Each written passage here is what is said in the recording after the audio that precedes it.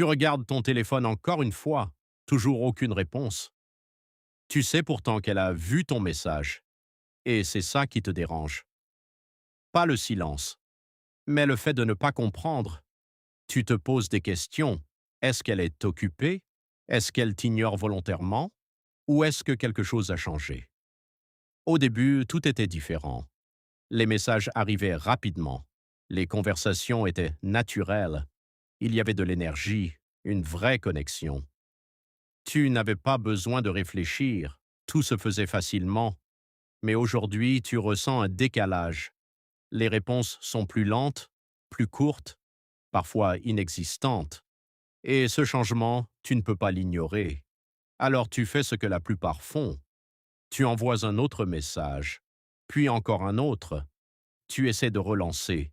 Tu veux comprendre. Tu veux retrouver ce que tu avais avant.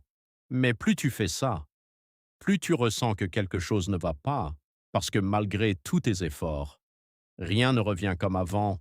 Et c'est là que le doute commence.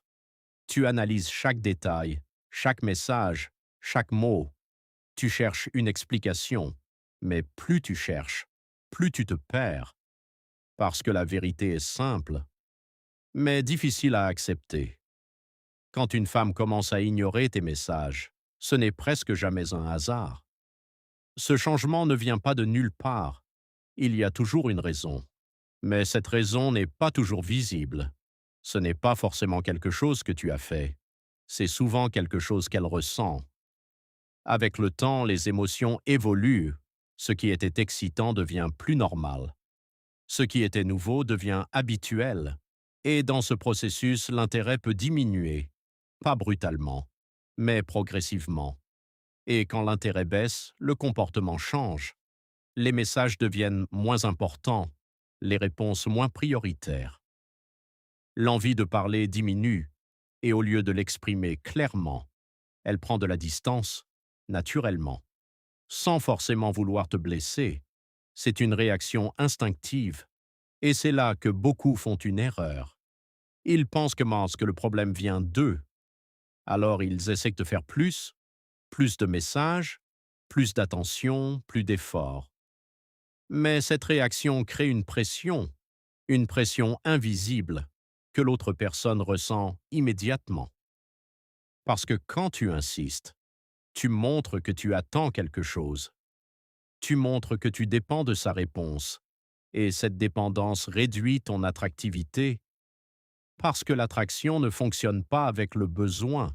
Elle fonctionne avec la liberté, avec l'espace, avec un équilibre. Plus tu poursuis, plus elle ressent le besoin de s'éloigner. Ce n'est pas logique, mais c'est réel. Et plus tu essaies de réparer la situation, plus tu l'aggraves, sans t'en rendre compte. Alors au lieu de continuer dans cette direction, fais exactement l'inverse. Ralentis. Arrête de courir après une réponse. Arrête de vouloir tout comprendre immédiatement, parce que parfois, le silence est nécessaire. Pas comme un jeu, mais comme un équilibre. Quand tu prends du recul, tu changes la dynamique, tu montres que tu n'es pas dépendant, tu montres que ton énergie ne dépend pas d'une réponse. Et c'est là que quelque chose change. Et tu avances avec plus de clarté, parce qu'au final, ce n'est pas son silence qui te définit, c'est ta réaction face à ce silence.